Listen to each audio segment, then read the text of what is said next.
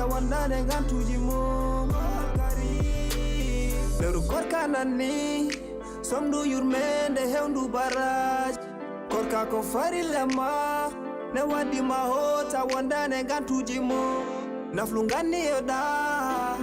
innamal a'malu biniyati ustabaka tuji bede baraji ma shahru ramadan itande foko lewru gi jangon be tawtoraka dum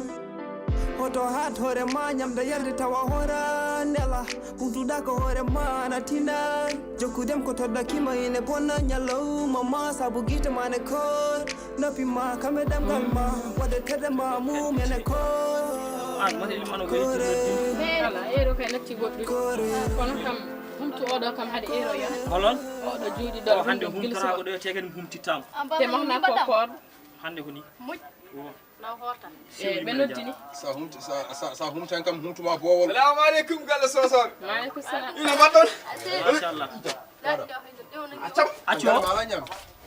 wala hajuma so dan ma khari be ba mo so humtima ma humudum bo baddon ayi onon celli kam machallah yero yoni day acci wallahi baba gal humtu odo jiadal annen humtu odo ko nyalli hodde gil subun suba ebe assalamu alaikum o horan mata yan hunu kono way waddi sumay mi humtani ko baba jaw aran ber bayra no soñani ay soña nangonobe nyane lakkas yon kon gotum aga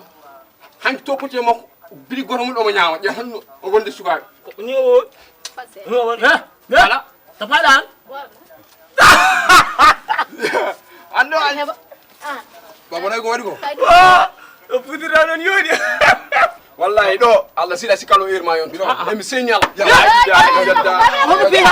baba horhal yatuga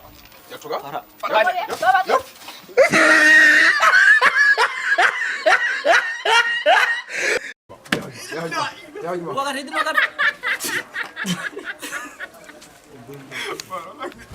yat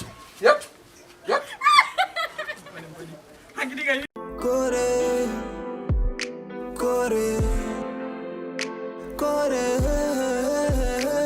Sabu koko for la aimé Kore Farilla nelado